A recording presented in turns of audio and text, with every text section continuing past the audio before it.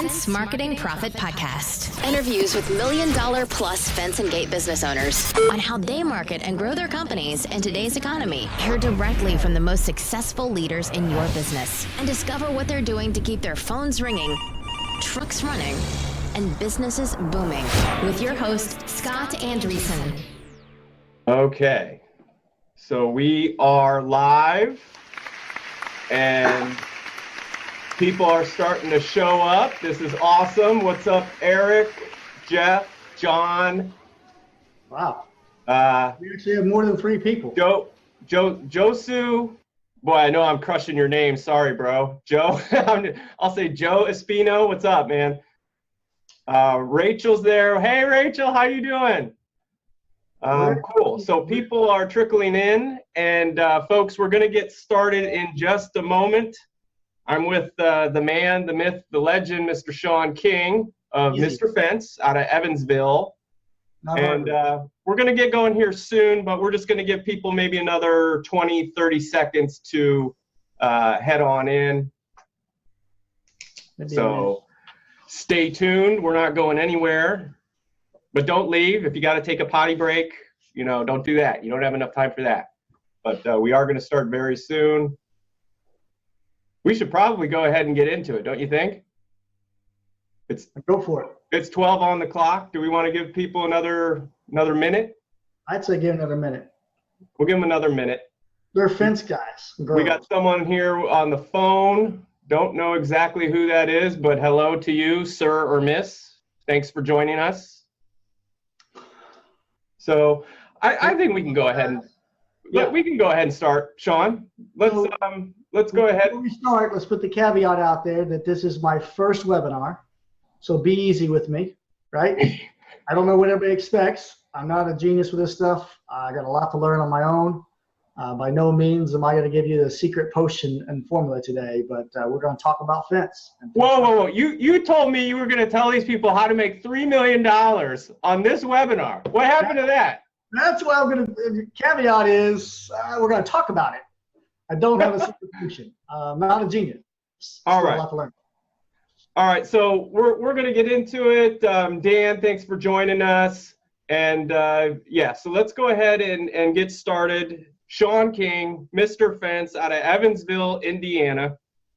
Shawn, please tell everyone a bit about your background and your business, total revenues, things like that. Okay.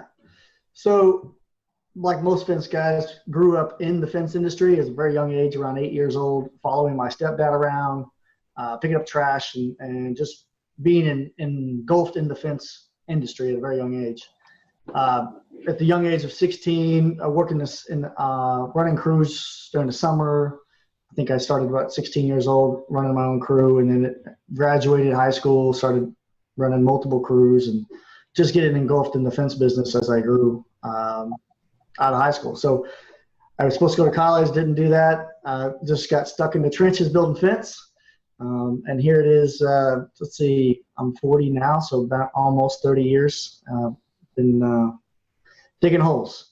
So over that period of time, we had the family business. I took over the family business in 2000. At the time of taking that over, we were at a revenue of about 800,000 to 950 pretty consistently. So the years from 97 to 2000, that's the size of the company that I took over. That's the size of the business that I started operating with zero experience in business. I knew how to build a fence, but that's about it. Definitely didn't know how to manage people. Wasn't very good at communication with people. That's one of the biggest things I've learned. So I started my own fence company, closed down the family business, Dossett and Sons, mainly because the name Dossett and Sons doesn't bring awareness of what it is we do. So I had a license plate on my truck. The license plate said Mr. Fence. So we ran with Mr. Fence. So 2001 to 2003, started that Mr. Fence company with Dossett and Sons. And I was owned that by myself. There was no family members left in that business. They had all moved on, done other things.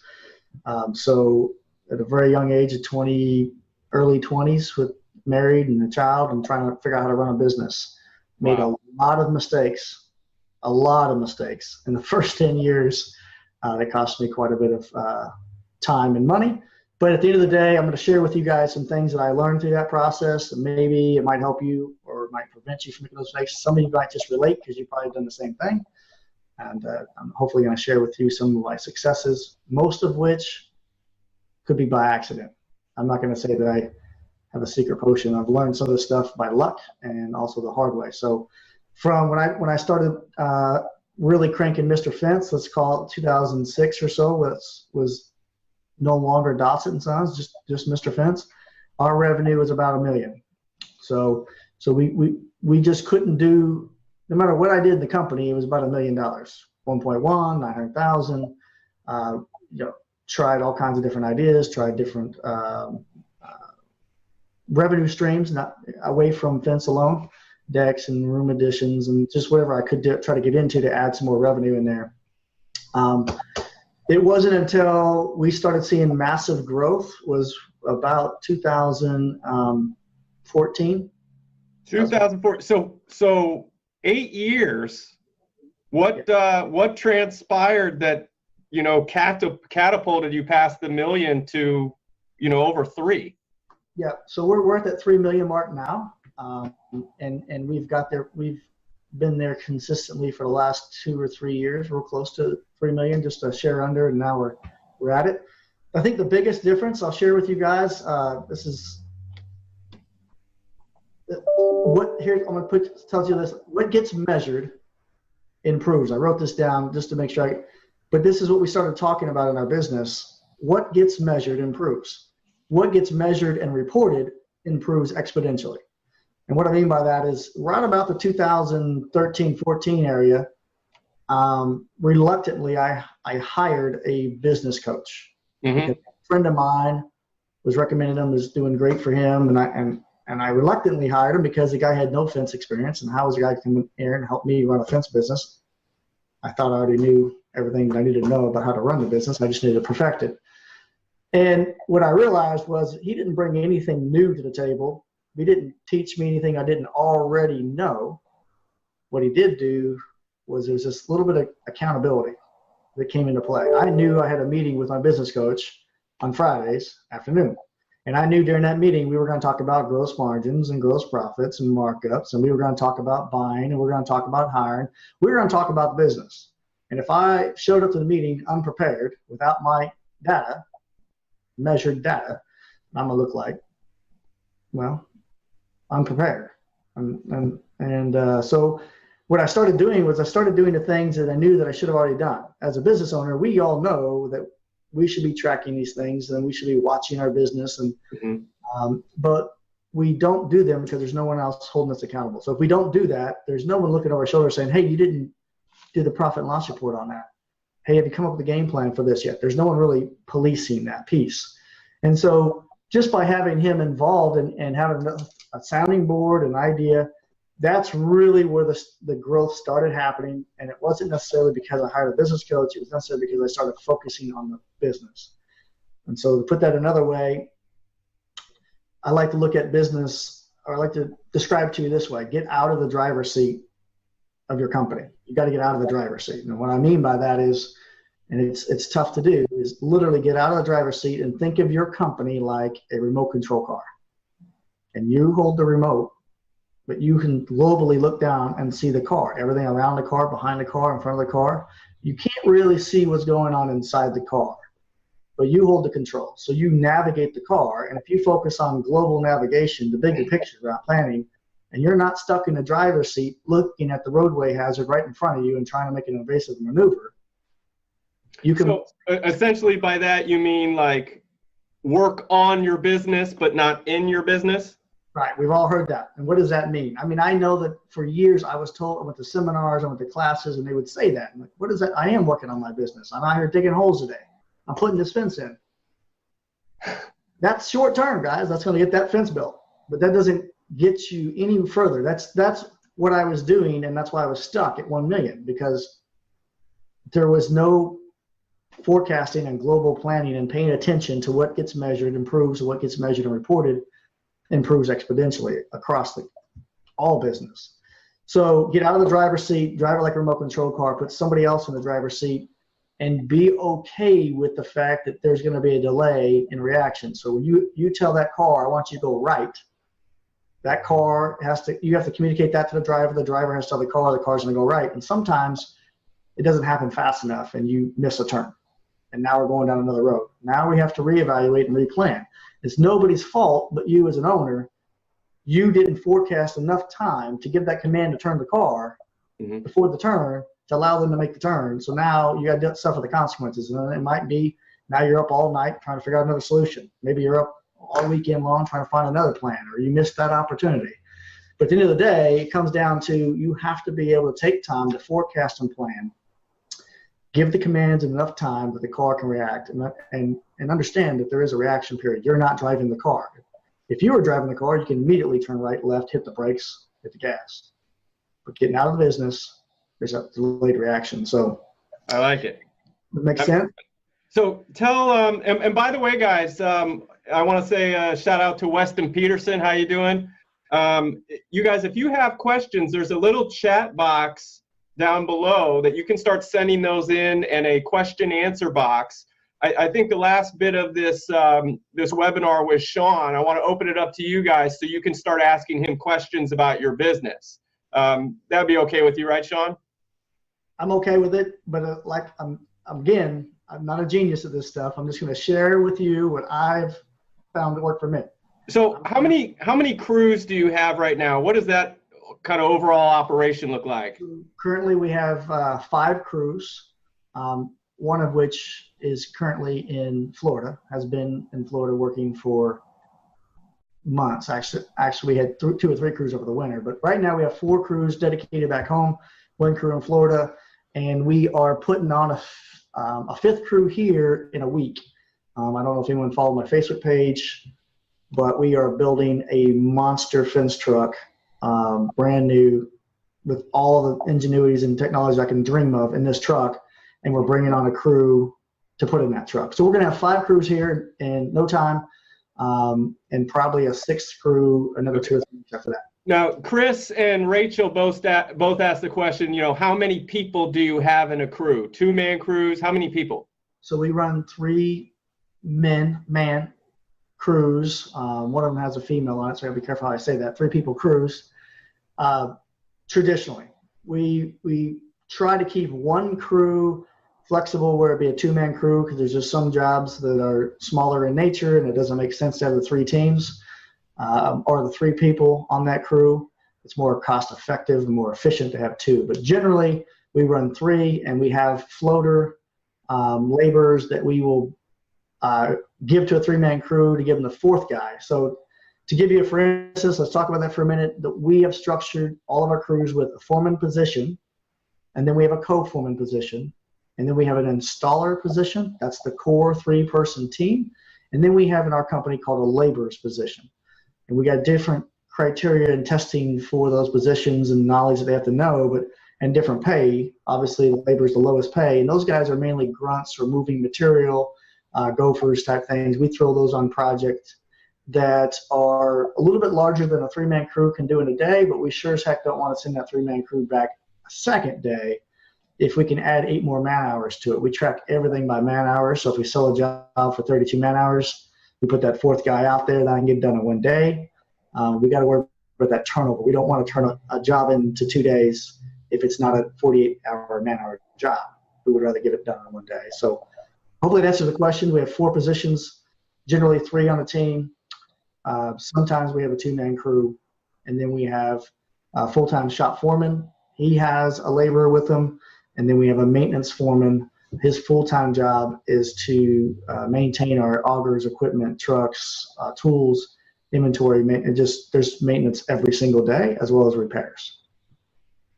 Excellent. All right, good questions, guys. Appreciate that. Let's shift gears a little bit, Shawn, and let's talk a little bit about your customer avatar, your target market that you go after. Can you kind of unpack that for us? Residential-based company. Let me share that first. So residential installs, that's where you hear about the 1-day install. Might make a little more sense because we're not doing large commercial projects. We do large commercial projects. What's that? I'm sorry, I think we broke up a sec. So you said residential? So mainly residential. That's our primary focus. We're talking about wood, aluminum, vinyl, and residential chain link. That is our bread and butter. That is what we do. I would say close to 90% of our fence installs is residential homeowner backyard projects. The crew in Florida is a commercial crew. I mean, they're putting in miles of chain link fence down there.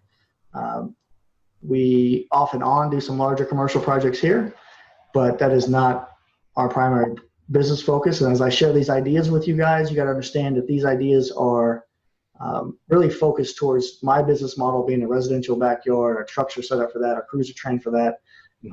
We would be a fish out of water back home doing miles of chain link fence and backstops and guardrails. And we do those every now and then. We have a gate operator division as well. We have one guy that's dedicated to gate operators, commercial and residential, but that's kind of our structure. Our customer base is typically, I would like to say the value of the home in our area is probably $200,000 to a $400,000 or $500,000 home is our primary customer here.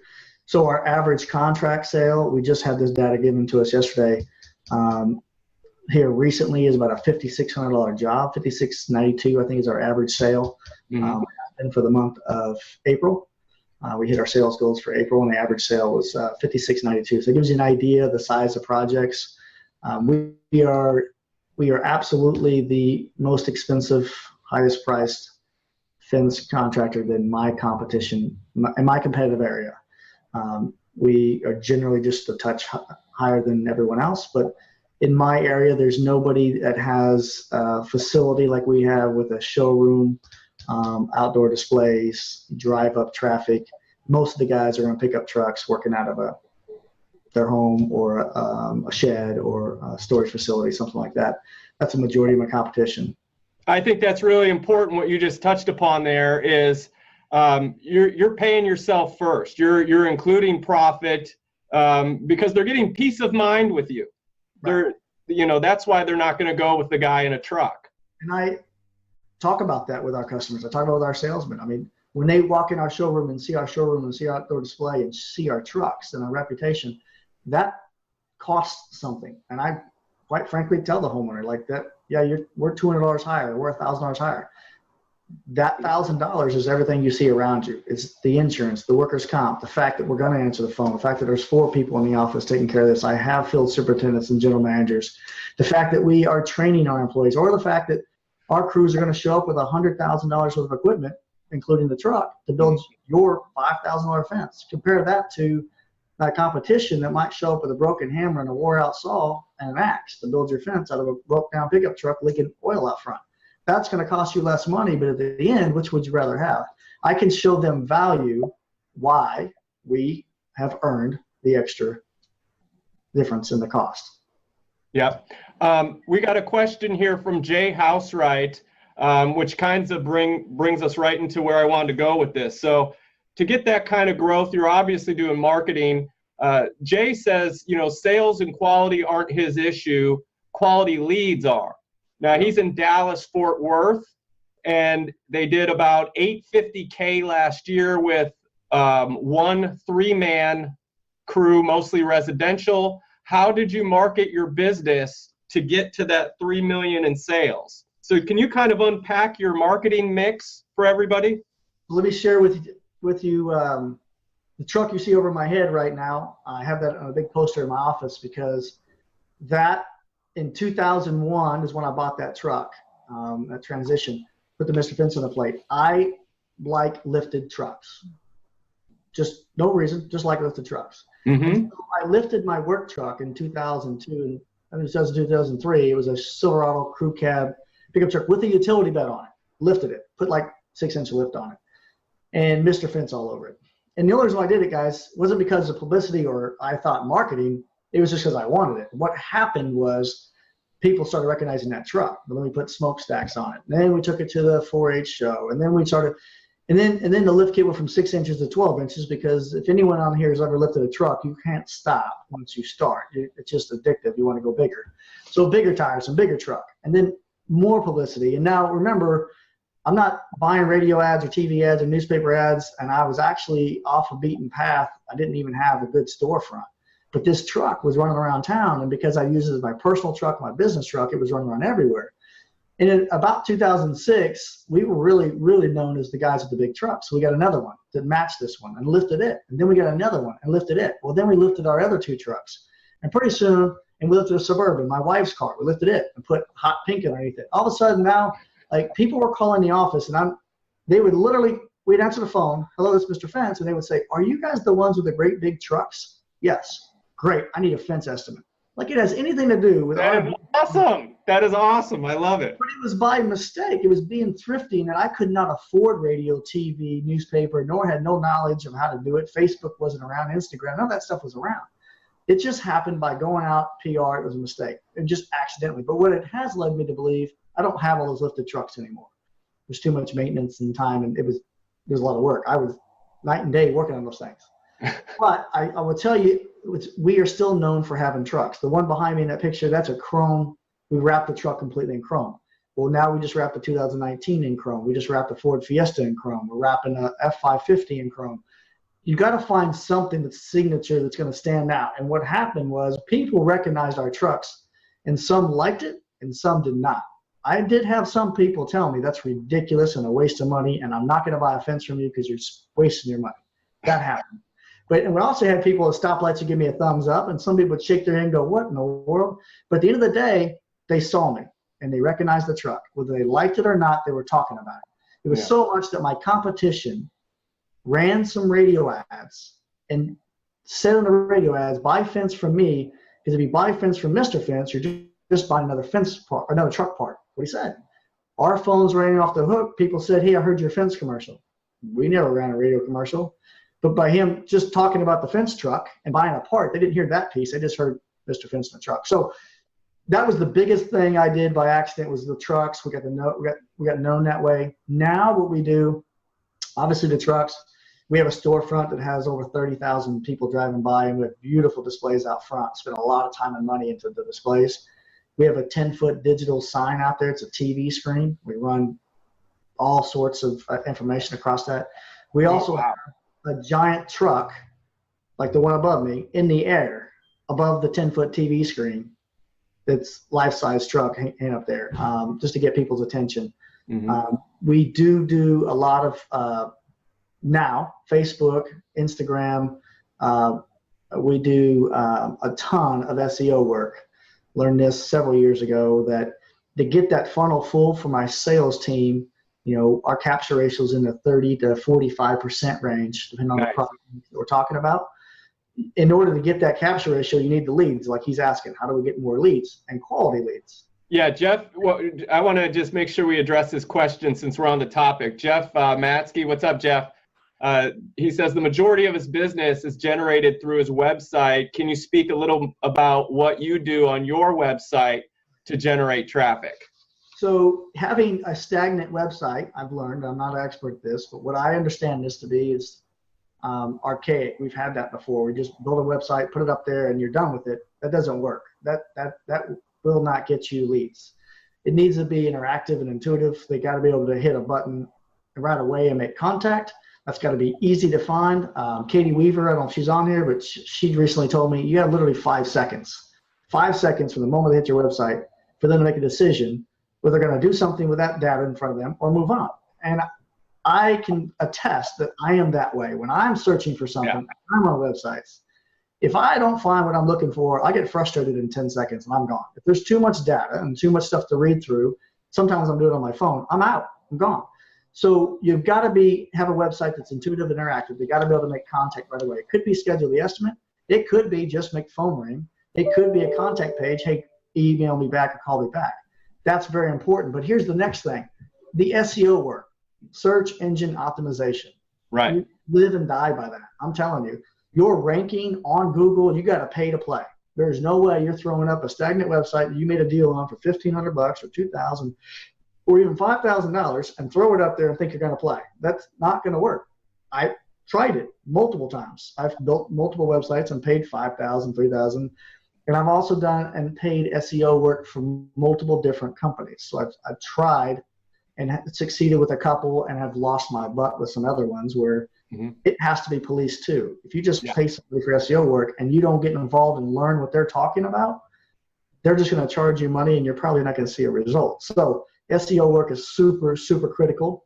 I pay $1,000 a month to a company right now for SEO work. I pay $500 a month for Google AdWords. I pay on average $500 a month for Facebook advertisements that I boost.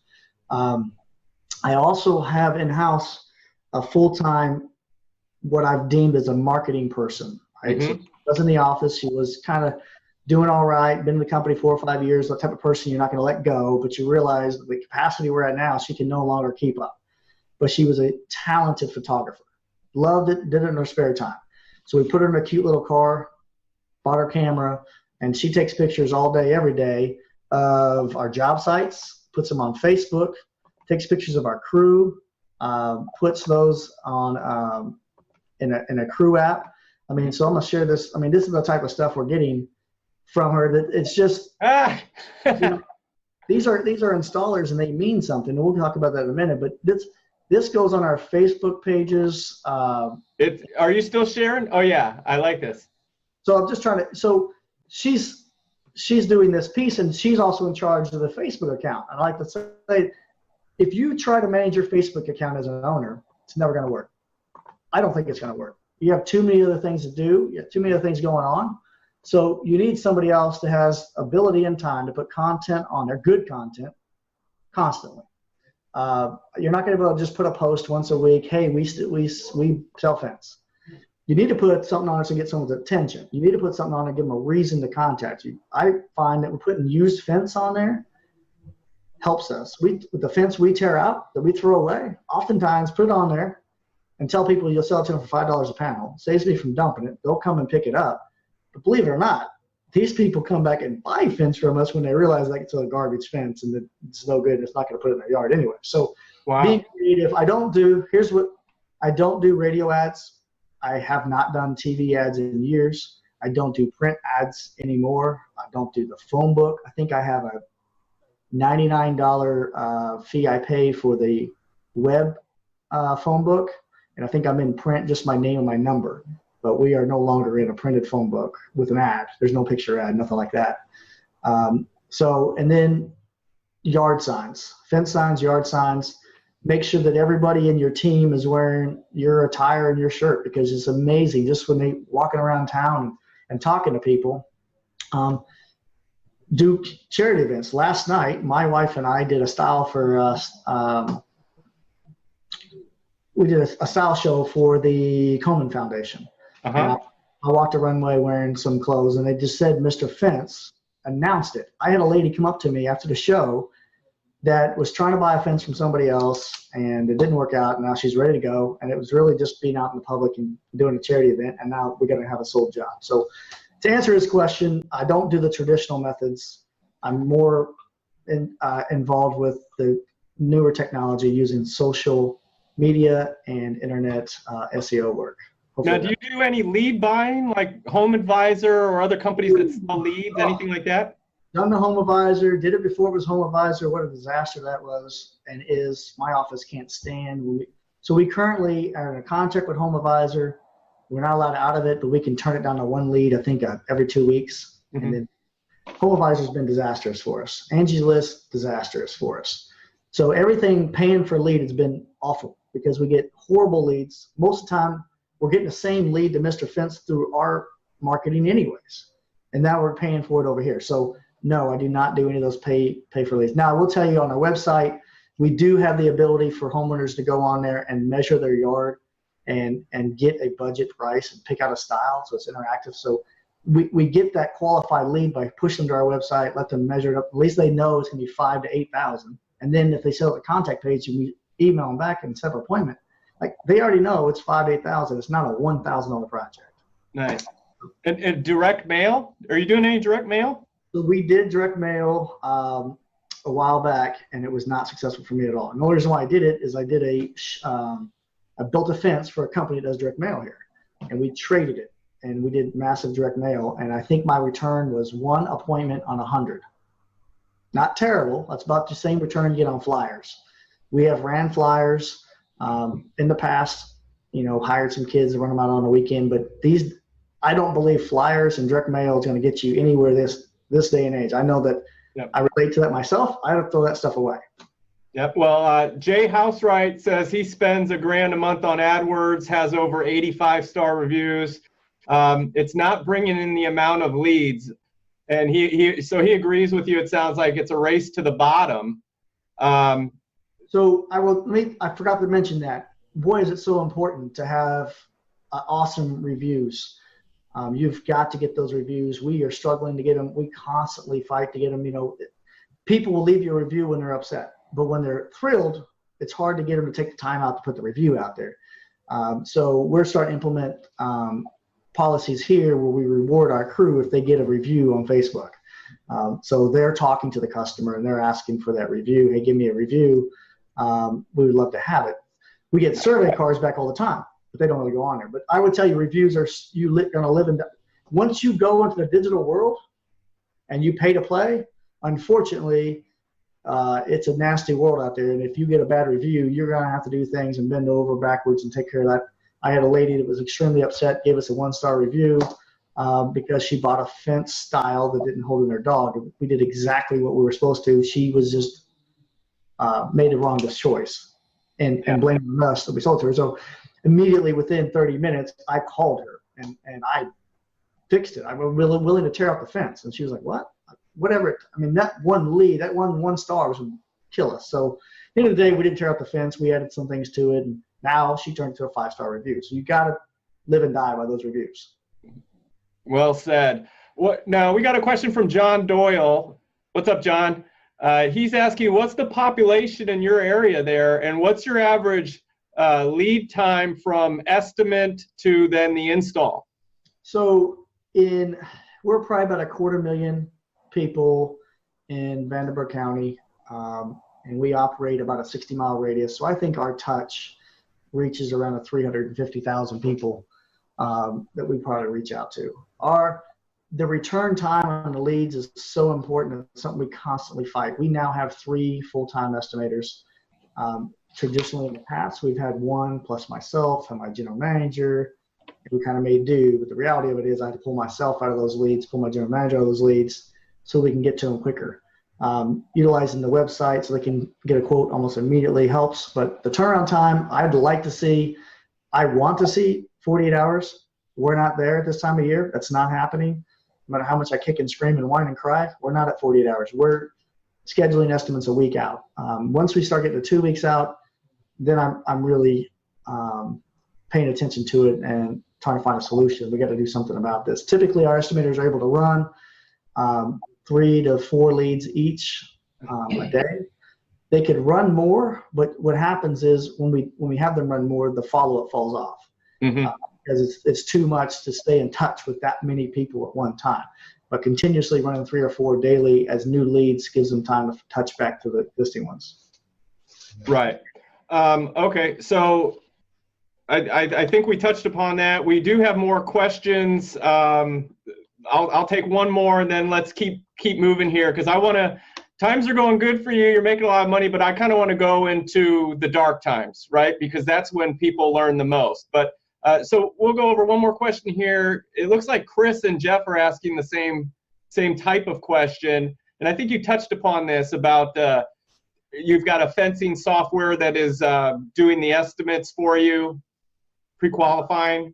So right now we're currently using CFS. This is a whole other conversation, but we've been using that for a few years now, and that has an ability for them to measure as an attachment you put on your website. And it helps our crews, our salesmen, quickly measure things or quote out projects. But we are intimately involved with True. That's the software I was talking about recently on Facebook, trying to get that platform to work for us, because if once we get that trigger work, it's going to do everything from the generation lead, all the follow-up, the contracts, all the work orders, all the ordering, all the timesheets, all the pictures, it'll run the entire business, the scheduling, everything included. So Cool. Maybe we can do something in the future and talk about that, but that's an hour-long conversation. Yeah, so that's cool. You're qualifying the leads, and I know what you're talking about. There's a few of them out there. There's My Salesman as well, and others. So that's good. Not only are you getting the leads coming in from the internet, you're then qualifying them as well. Yeah. Awesome. So I hope that answers your question, Chris and Jeff. So let's go back. You mentioned starting out. You started as a kid basically in this business, which is incredible. Take us through some of the dark times and what some of the challenges and life lessons you learned along the way. One of the more recent lessons that has taken me the longest to figure out, it's been had the most value to me right now, is that we're in the business of people. We're not in the business of fence. We're not in the fence business. It's taken me a long time to figure it out. And there's a lot of dark times and a lot of mistakes, and I've lost a lot of good people because I didn't realize that having the best truck and the best fence and the best tools, and if I could install it the best, is not what is going to make you successful. But when you realize that you're in the people business, which means you need to think about how you treat people. And I'm talking about not just customers, but our team members.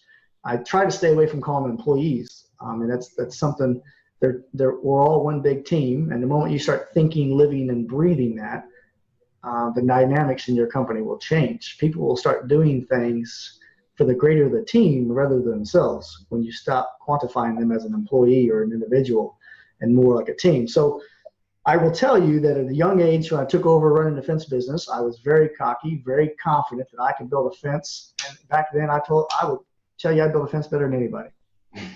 If you don't know a fence guy that's not egotistical and believes he can build better than anybody, he's not a real fence guy. So I'm brutally honest, guys. I thought I had everything figured out. I was, at the time, I possibly the youngest CFP in U.S. history. I think I got it at 18. Tony Thornton, I think, is the only one that's close to that. We're still debating on who actually was the youngest at the time, but super confident.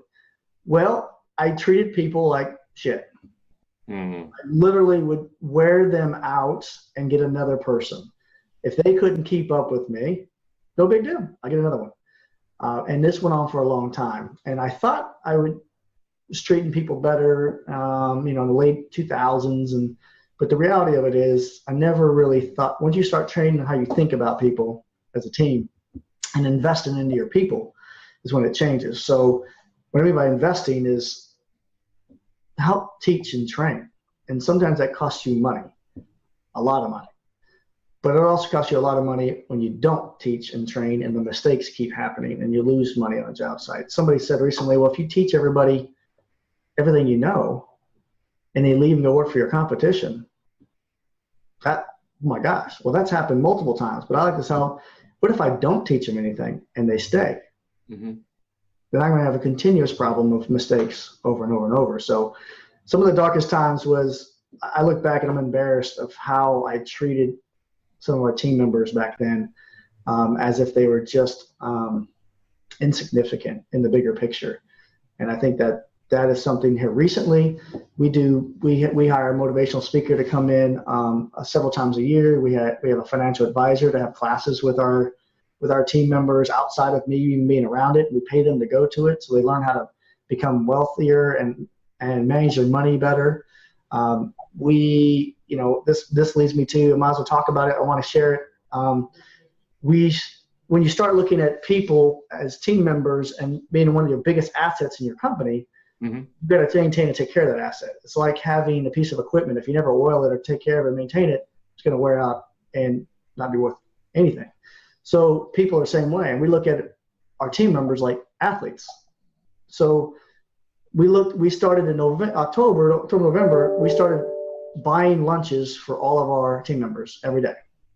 We pay for it.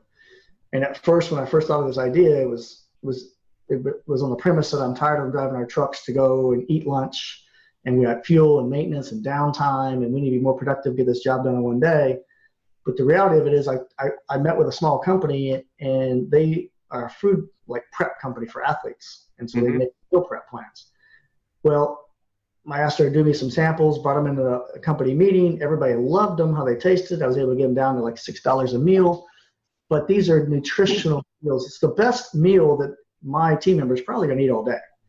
And if we put garbage in, they go eat cheeseburgers and crap food, and then expect them to perform all day long, work in the heat or work in the cold or pack material all day, they're gonna be less efficient and less well. So by providing food, I love that. So yeah, feed them healthy and healthy life. Yeah, that's awesome. it shows them that they're important, right? Because I mean, some people look at it and say, "Why would you spend $6 an employee and we're paying them to eat the meal?" What? But we're saving so much money by not having the trucks drive to lunch, by not having a downtime of an hour of cleanup and prep time. By that little bit of time, let's get that job done, get to the next job, and then it's a perk. Someone will probably ask us, how do you find good people? Well, when you find them, you better hold on to them. And if you hold on to those good people, they're going to start bragging to people they know. I think some of our best team members that we have come from somebody that knows somebody that currently works with us.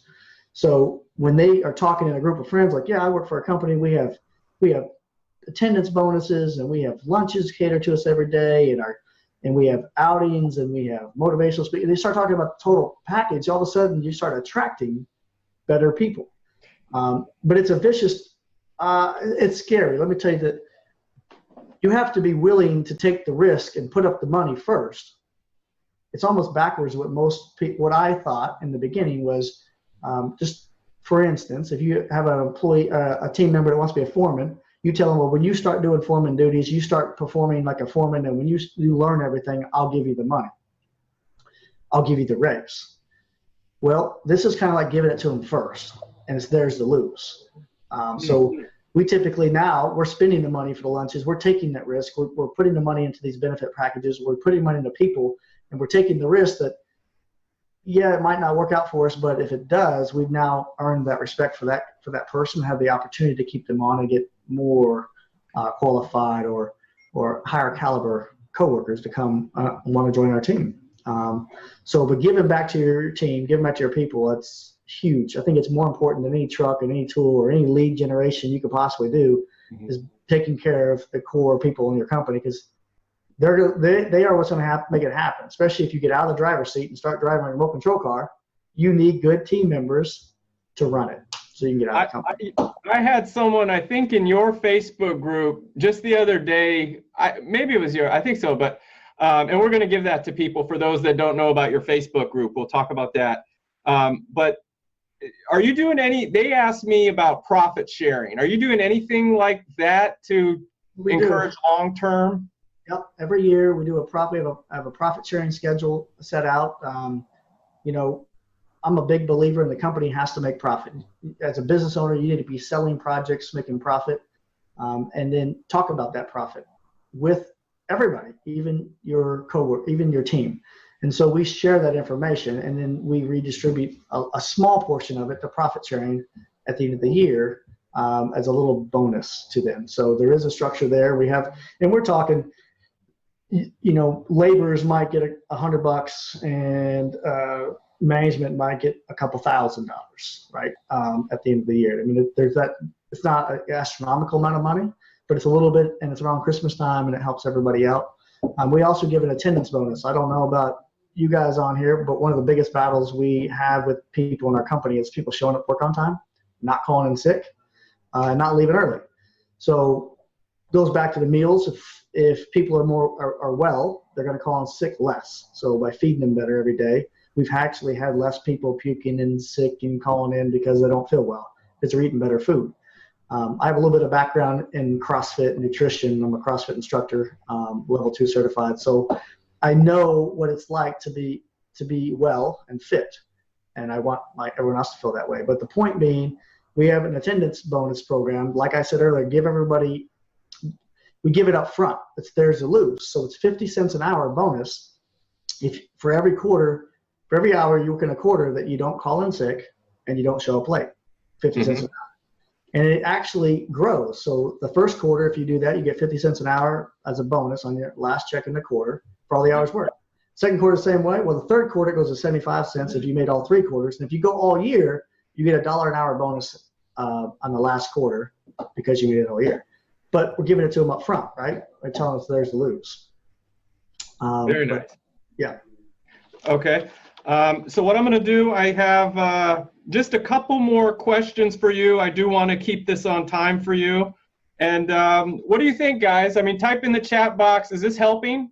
How do you feel? I think you're giving awesome information, Shawn. But I want to hear from you guys. How do you feel about this so far? So many things I could talk about for hours. It looks like I'm barely touching on stuff. Mm-hmm. I'm not seeing the questions. I guess I should pull that up. I haven't looked at that. I want to ask you about your systems, because you did mention a lot of these guys. It's so important for growing to have your systems in place. Can you kind of share with? So it's super, super critical. We've learned that rapid growth alone, or even the volume, if you don't have systems and procedures for almost everything, you're setting yourself up for a lot of disasters, or you're going to be a full-time firefighter putting out fires all day long.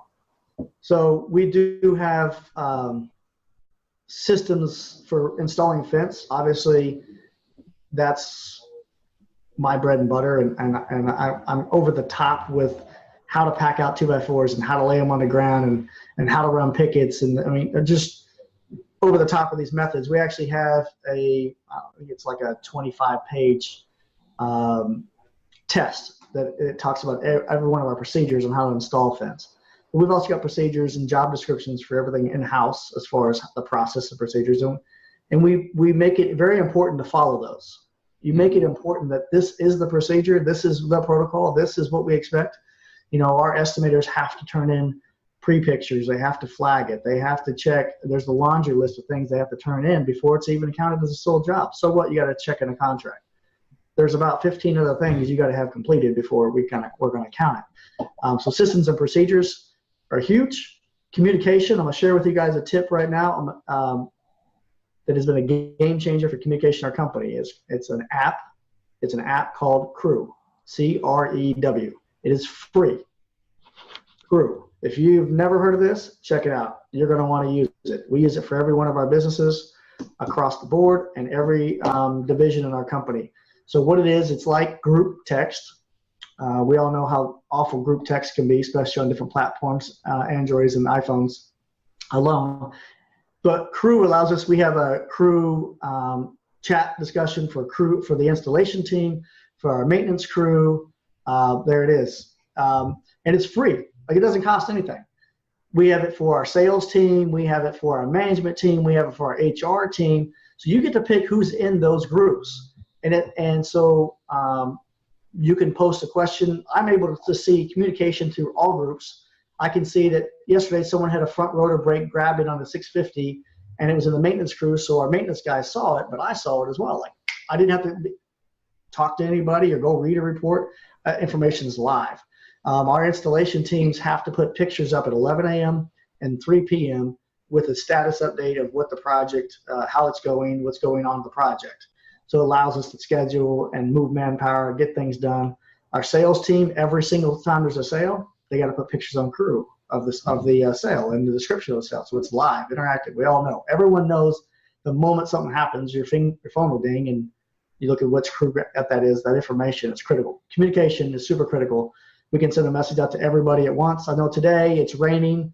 Guys are soaking wet. They're muddy. They're trying to work through the process, get their jobs done. I sent a message out to all the installation team, and I told them, I said, I want to see your best crew, muddy, wet photograph of your team now. And the person with the crew with the best one gets a gold star. The crew lets you give gold stars away. So we give gold stars that were $15. So we've got some interactive photos. But what really happened, guys, I got their mind off the where they're working at. They made it fun for a minute, started smiling, even though they're muddy and wet and they're tired and they're cold. Took pictures. The whole team did it. Everybody support. Even the office took pictures and put black paint under their eyes. And that's the type of camaraderie and team building that Crew can bring to you. Communication, it's priceless. That's awesome. I love that. Very good. So we got and by the way, Chris Steele says, Shawn, that you've gone out of your way to help him many times. from introducing him to the AFA and just answering his questions. He's saying thanks for sharing. Yes. And then we got a couple more questions. And before I get to those, Shawn, and then we're going to be probably right at time after that. What other nuggets of wisdom would you share with the folks today?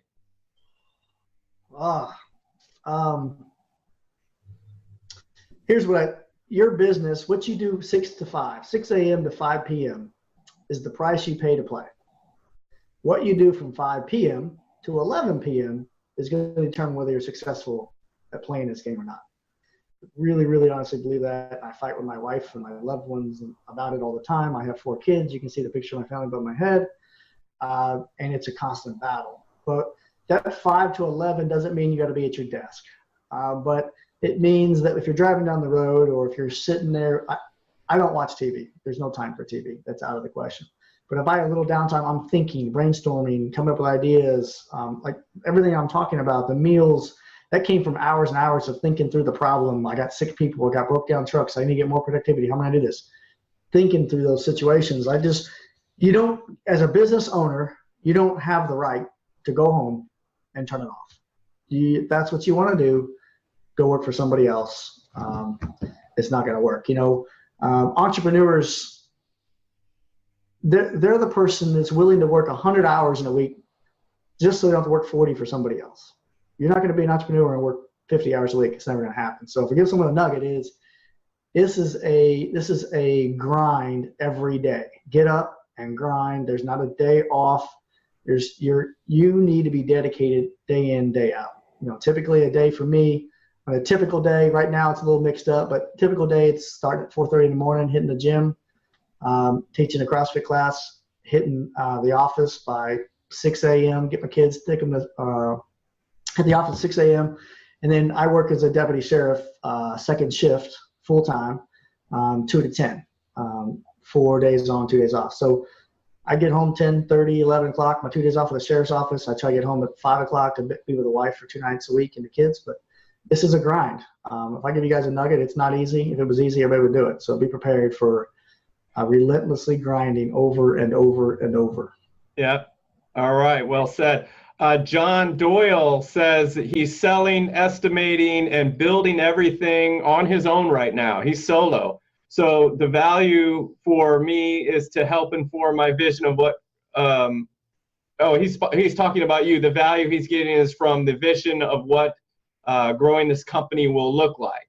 And the bit about investing in my team members hit home for sure. Thank you, he says.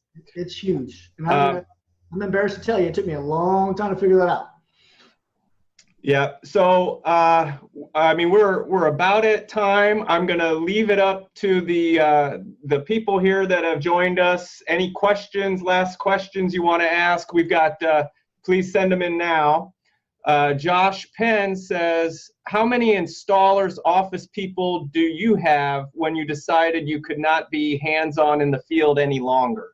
So, right, that's back when we were at that $900,000 mark, right? We were actually running, I think, three-man crew and 2 people in the office and 1 salesman at that time. I think that's what he's asking, where we were before we grew to where we are now. And now we have 3 salesmen, 3 people in the office, myself, business coach, general manager. I said 3 people in the shop. And then the 5 teams that we're bringing on, hopefully to the 6th team here real soon of 3 people. Quite a few people. And then we also have a little bit of synergy between, I own another company called Unique Escapes, it's outdoor living spaces. So there's a lot of synergy between those 2 companies. It's a landscaping and hardscaping. We do the outdoor kitchens and putting greens and waterfalls and fire pits and fireplaces and pools. So we're getting in those backyards. We're trading, the customers buying fence from us and landscape from them or vice versa. But we also have a pool of another 20 to 30 men over there that we can pull from on a large project if we needed manpower. We have that access to us. But to answer his question, back then, we were pretty lean. Okay.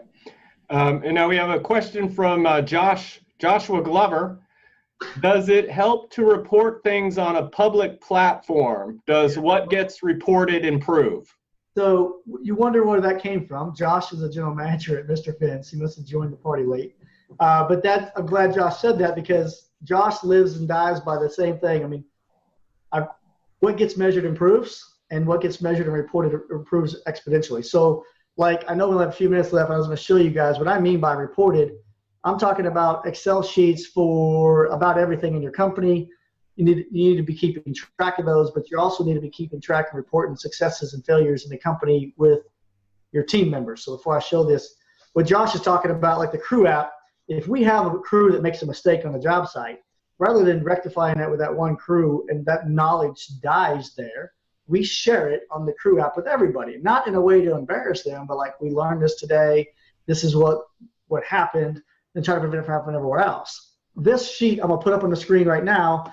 I don't think it's not for you guys to read necessarily, because the numbers are all squashed up. But this is what I do. This is my yearly budget planning, and it's live and interactive. I've been doing this now for 10 years. When you talk about what gets measured and reported improves exponentially, this sheet has every single expense category that we have, and every income category that we have, every truck, everything's labeled, everything's separated. And it's broke out by month. And then it's broke out by, at the bottom, comparison for years. So there's 2010 and 2019 in there. It gives me my average gross revenue per month. It gives me a number of working days on average per month based on rain and holidays. And so we're able to plan and forecast the growth. And so you can put in here your margins and that you need on your material, put your labor percentages in here, and it's going to put your overhead in here. It tells you where your gross revenue needs to be to make your goals and your percentages where they need to be. So, Josh is intimately involved with the markups and margins in our company. Mm-hmm. Talk about this earlier. Whole slide point, PowerPoint presentation on markups versus margins, and a lot of people mix those two up. But when you sell a project or talk to somebody about selling a project, you need to develop, you need to plan for profit. And most fence contractors I talk to say, I've covered all my costs, I can do it for $5,600. That's great. Mm-hmm. How much money? So, and we need to talk about that in percentage, not this, well, I'll make $200 or $500 a year. No, put in percentage. So for us, we talk about 4 buckets in our business. Everything falls into 4 buckets, no matter what. You have material, you have labor, the cost of goods, that's above the gross profit line. So material, labor, then you have overhead below that's an expense, and then you have net profit. That's 4 buckets. So if I have somebody that's selling something and they know what the material cost is, and they don't know the other 3, the material costs in our business on a certain type of product should be 38%. They can divide that by 0.38 and get the total sale of the job done. Or they know what the labor portion is, or they know that you can work it out backwards. But at the end of the day, every dollar comes in, it's going to be separated in those 4 buckets to keep it simple. Everything's separated in 4 buckets. So like Josh saying, everything measured, we're calculating those continuously as we grow our company. As we add more benefits, we add more expense on our overhead, which changes our overhead costs. Go back to that budget sheet, which changes my sale price for my projects. As our labor or as our maintenance comes down and our fuels comes down, our overhead comes down, Mm-hmm. can be live and interactive and change our pricing.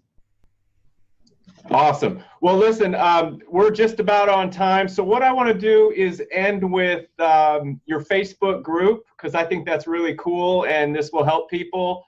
So let me go ahead and share that real quick with everybody. So this is a Facebook group Josh and I started. We have, I think, several hundred members in there. It's a closed group. It's not open to the public. We're not awful selective about who's in this group. Basically, if you're in the fence business, we'd like to have you in this group. And so the name of it is the Fence Professionals Network, right? Yes. Okay, so they can go on Facebook and just search the Fence Professionals Network group. It'll pop right up.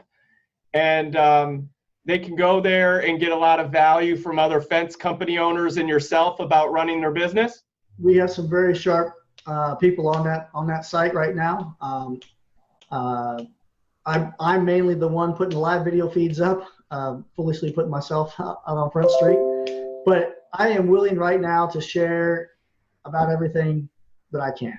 I've had a lot of help over the years. I wouldn't be where I am right now if people wouldn't help me out and share the information. So I'm at a point now, like I'm not trying to protect this information. If I've got something to help somebody out, I'm going to share it. Like Chris Steele said, I met him. I've done everything I can to help him out. And I know that if I needed something, Chris would take care of me in a heartbeat. So it's just about building those relationships. We're all in the same battle. We're all fighting the same war in the defense industry. And we need to start helping each other out. There's people on our page that have some knowledge that would help out everybody. And we got to give them a platform to share that. Some of the best ideas are just stuck in a small town or a small company or a single guy or a single shop that could help us tremendously. Well, we all need to share. We all need to invest in that. We all need to share. So I'm going to continue putting videos up of what we do and our successes and our failures and our growth. And I would love for everyone else to participate. And let's build a valuable page where we can all share more information. Awesome. And on that note, I think we can go ahead and come to a close. Shawn, you did an awesome job. This was incredible knowledge. Mr. Fence, everybody. So thank you. Thank you so much for your time with this. And if anyone has any questions, I guess they can reach out to you in your group. On the group, I have also my Facebook page is Shawn Stravinsky's King. Personal page, you're welcome to send me messages on that as well. So good luck. Awesome. All right. Well, thank you so much. Take care. And thanks for joining us, folks. Have a great rest of your day. Thank you. Bye.